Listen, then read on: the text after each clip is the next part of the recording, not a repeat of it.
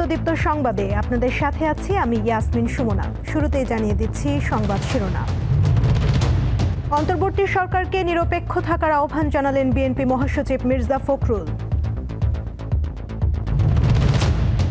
কাল দুপুরে জাতীয় ঐক্যমত্য কমিশনের কাছে সংস্কার প্রস্তাবনা দেবে জাতীয় নাগরিক পার্টি। গাজা উপত্যকার একমাত্র ক্যান্সার হাসপাতালটি বিমান হামলায় গুঁড়িয়ে দিয়েছে ইসরায়েল।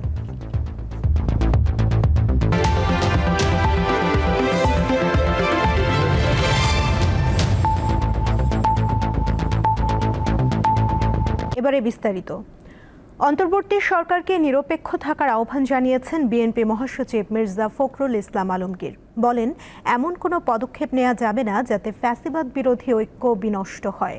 শনিবার রাজধানীর গুলশানে বিএনপি চেয়ারপারসন বেগম খালেদা জিয়ার রাজনৈতিক কার্যালয়ে সংবাদ সম্মেলনে তিনি এসব কথা বলেন।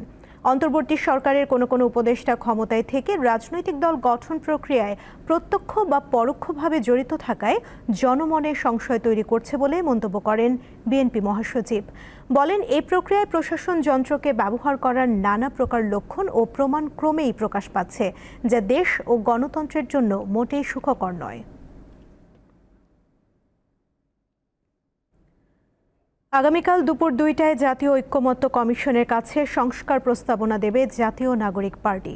সকালে বাংলা মোটরে দলের অস্থায়ী কার্যালয়ে এক সংবাদ সম্মেলনে কথা জানান দলটির যুগ্ম আহ্বায়ক সারোয়ার তুষার।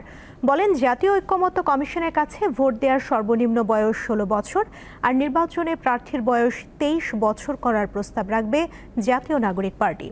গণঅভ্যুত্থানের পর সংবিধান আর কার্যকর নেই উল্লেখ করে নতুন সংবিধান রচনার দাবিও জানান জাতীয় নাগরিক পার্টির এই নেতা।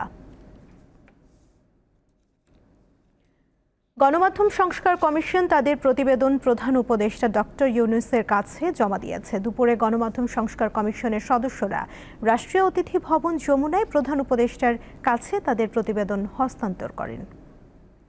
আমরা সুপারিশ করেছি যে বড়, বৃহৎ এবং মধ্যম আকারের যত গণমাধ্যম কোম্পানি আছে তাদের উচিত হবে পাবলিক লিস্টেড কোম্পানি করা, শেয়ার ফ্লোট করা এবং সাংবাদিক কর্মচারীদেরকে তাদের শেয়ারের অংশীজন বানানো, শেয়ার দেওয়া।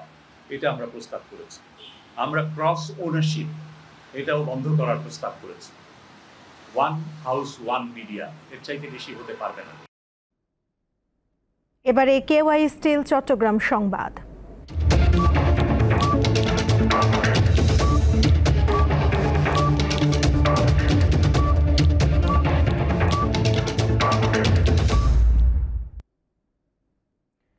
চট্টগ্রামের কর্ণফুলী উপজেলায় হাতির আক্রমণে 3 মাস বয়সী এক শিশুর মৃত্যু হয়েছে। বিক্ষুব্ধ জনতা সকালে ওই শিশুর মরদেহ নিয়ে সড়ক অবরোধ করে বিক্ষোভ করে। এতে আনোয়ারা বাঁশখালী সহ দক্ষিণ চট্টগ্রামের একাংশে মূল সড়ক পথে 3 ঘণ্টা যোগাযোগ বন্ধ ছিল।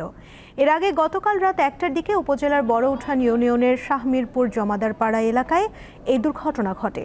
নিহত শিশুর বাবা জানান, গভীর রাতে কোরিয়ান এপিজেডের ভেতরে পাহাড় থেকে নেমে আসা হাতি তাদের বসত ঘরে আক্রমণ করে। এতে ঘুমন্ত অবস্থায় থাকা তার সন্তান আরমান জাওয়াদ ঘটনাস্থলেই মারা যায়।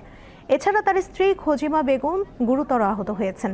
তাকে চট্টগ্রাম মেডিকেল কলেজ হাসপাতালে ভর্তি করা হয়েছে। এবার আন্তর্জাতিক সংবাদ। গাজা উপত্যকার একমাত্র ক্যান্সার হাসপাতালটি বিমান হামলায় সম্পূর্ণরূপে গুঁড়িয়ে দিয়েছে ইসরায়েল। তুরস্কের সহায়তায় নির্মিত হাসপাতালটি সেন্ট্রাল গাজায় অবস্থিত। শুক্রবার ইসরায়েলি বাহিনী এই বিশেষায়িত হাসপাতালটিতে হামলা চালায়। হামলার পর ভাইরাল হওয়া একটি ভিডিওতে দেখা গেছে হাসপাতালটি পুরোপুরি ধ্বংসস্তূপে পরিণত হয়েছে। 2017 সাল থেকে তুরস্কের সহায়তায় পরিচালিত হচ্ছিল হাসপাতালটি।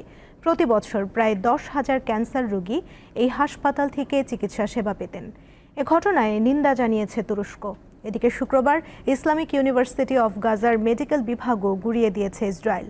গত মঙ্গলবার যুদ্ধবিরতি ভঙ্গের পর ভোর থেকে শুরু হওয়া ইসরায়েলি হামলায় গাজায় এই পর্যন্ত 600 ফিলিস্তিনি নিহত হয়েছে।